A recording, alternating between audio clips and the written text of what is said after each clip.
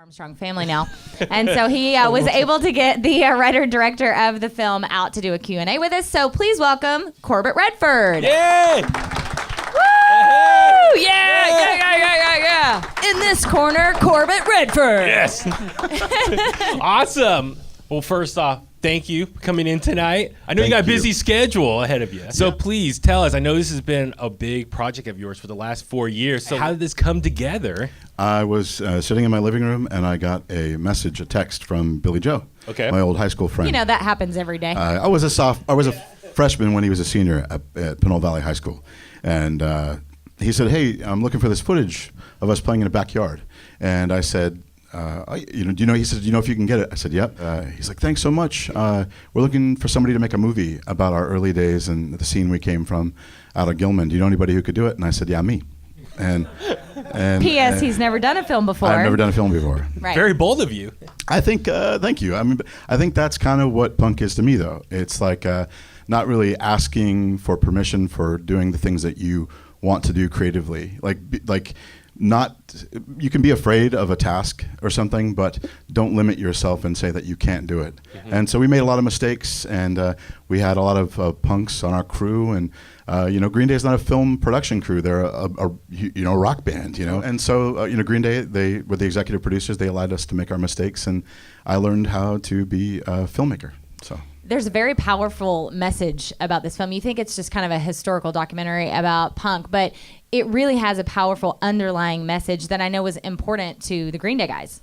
Absolutely. I mean, this is, they in many ways wanted to shine the light on their creative peers, the people who inspired them. And, I think that punk to a lot of people is like loud music and fashion, but to a lot of people in the Bay Area, at least our version of punk, it's a bit intellectual, it's thoughtful. We try, to be better citizens of the world if we can, and there's also humor involved. But we wanted to show everybody, some of the things that were going on, in this region, and it's very important to Green Day, and it's very important to me. Did they give you any specific guidelines or kind of specific they wanted you to focus on as far as the storytelling? Well, they were very supportive and producers, but they weren't like up in my Kool-Aid all the time. They at the very beginning, Billy had some friendly ideas or rules.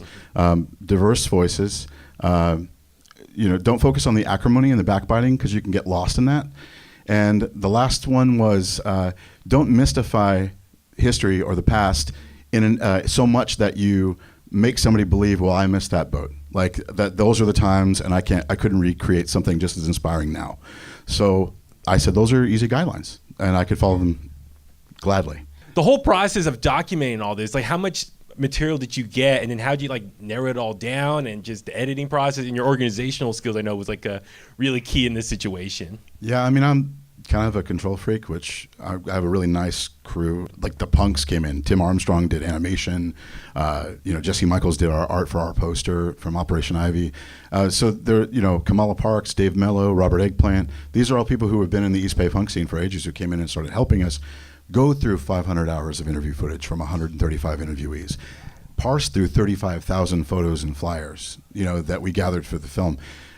We had a 5-hour cut of this thing. We were like, well, do we want to make episodes? And we're like, no, our heart's set on a movie, so there will be a lot of deleted scenes, and anything you cut when you whittle down 500 hours that encompasses 30 years of history is sacred and heartbreaking. You're like, man, that person in there was my buddy, and that's the only time they were in the film, and we just took that whole scene out. It's I just want to ask you, just the great thing about this documentary is Iggy Pop narrates this. So how'd you pick him out of all the people to be the narrator? And what is he like to meet and talk to? He's leathery. And beautiful. Yes. We had a 5-hour cut, and I was like, Billy, if we're going to whittle this down back to a movie, we need a narrator to help condense stories and themes. So we wanted to originally do it as an oral history with just the people who lived the history telling the story. But then we realized if we're going to shorten it, a narrator helps that, right? So let's think of a cool voice. And we started brainstorming. I thought of Tom Waits because he's local. He's up in Santa Rosa. And Billy's like, that's a good idea, but let's keep thinking about it. And then Billy called me the next day and he goes, what about Iggy Pop? I'm like, what about Iggy Pop? Yeah. I mean, he's awesome. He sounds like a tree. So he said, well, let me call him. You know, we were his backing band on a couple songs on Skull Ring, and, you know, maybe he'll do it. And then next thing I got an email, he says, consider it done.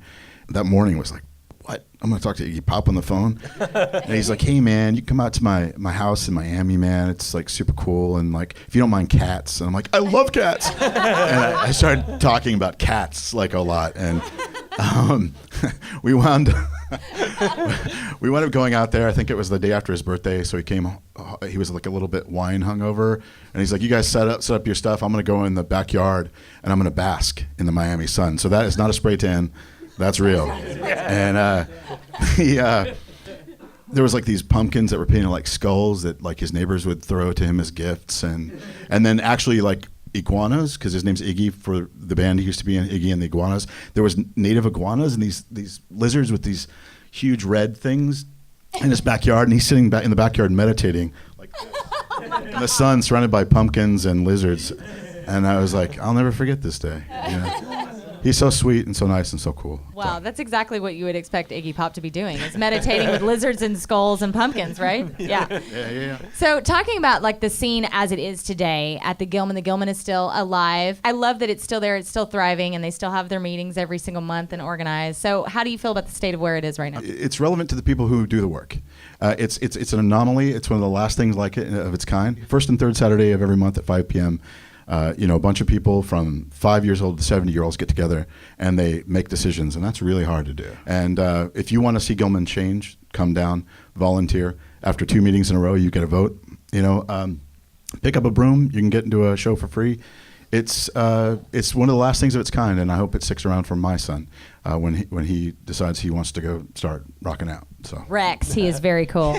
So I know you got a busy schedule, but I mean, from Chasta and myself, and just for everyone else I know who's already seen the movie, everyone's just been praising it and loving it. And just thank you for doing this. Thank you. That's Thank awesome. you. You guys